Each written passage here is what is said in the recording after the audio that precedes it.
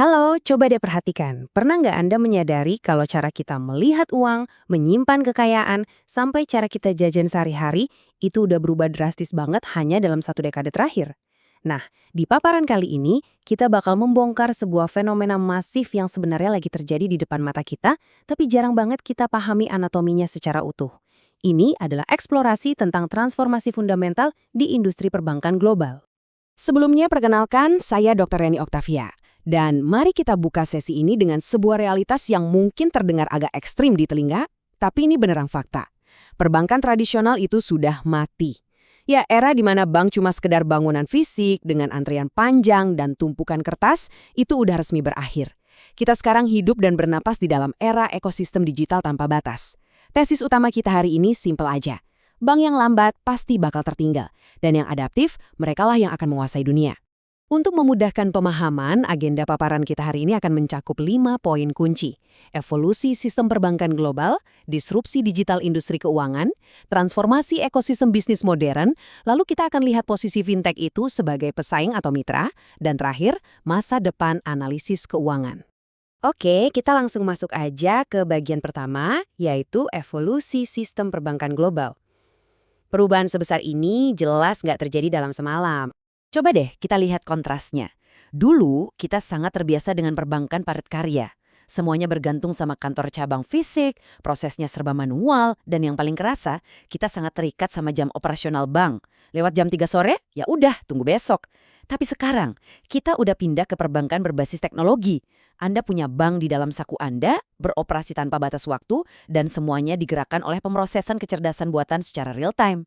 Kalau kita lihat garis waktunya, akselerasinya itu gila-gilaan. Di tahun 90-an, kita masih sangat bergantung pada kantor cabang. Masuk ke awal 2000-an, internet dan mobile banking mulai muncul dan mengubah aturan main. Dan saat ini, kita bahkan udah masuk lebih dalam ke era AI dan blockchain.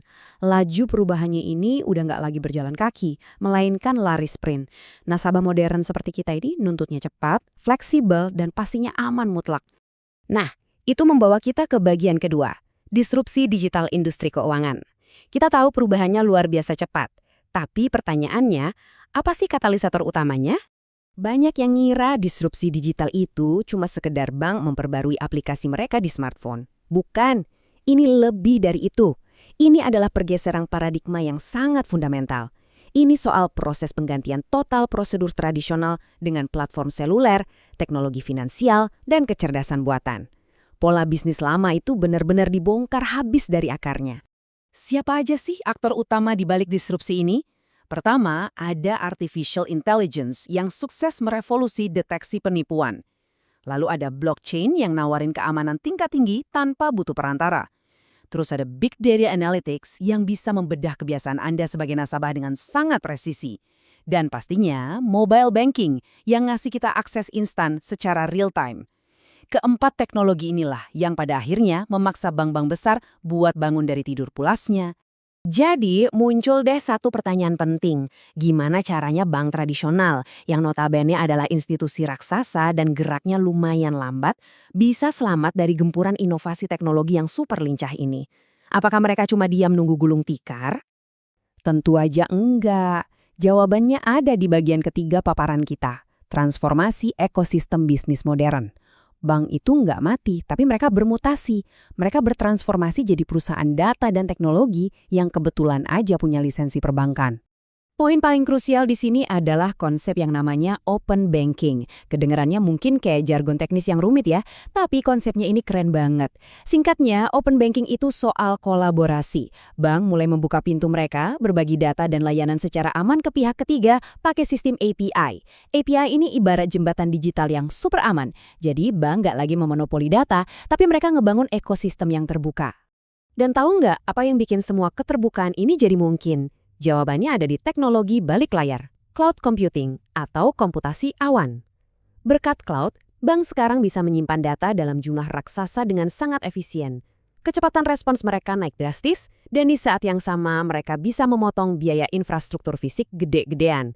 Cloud ini ngasih kelincahan yang dulu mustahil banget dimiliki sama bank konvensional.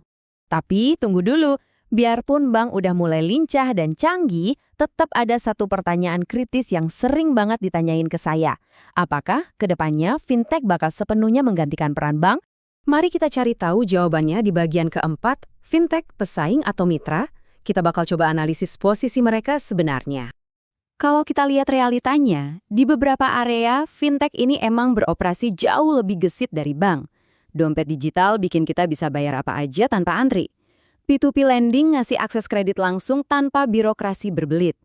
Belum lagi robo-advisory yang pakai AI buat ngurusin portofolio investasi kita secara otomatis.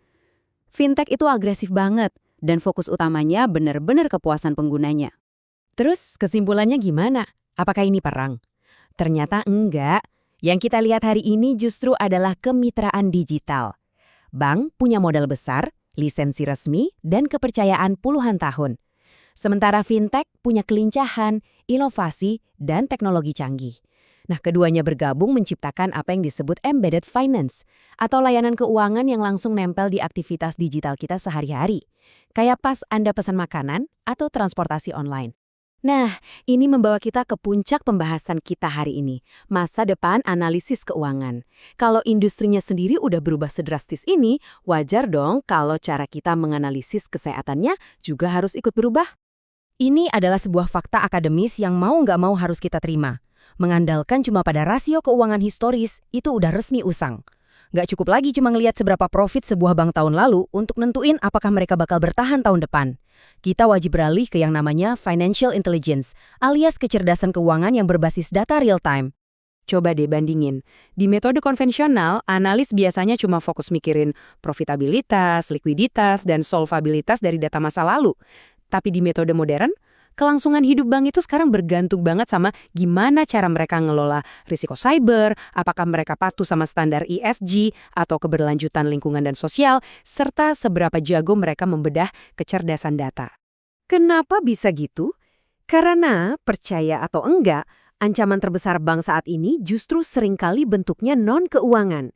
Bayarkan, ancaman serangan siber yang bisa melumpuhkan sistem operasional dalam hitungan detik, atau pelanggaran privasi data, penipuan digital yang makin rapi, sampai kegagalan mematuhi standar ESG. Ini semua adalah resiko modern yang wajib banget dihitung sama analis zaman sekarang.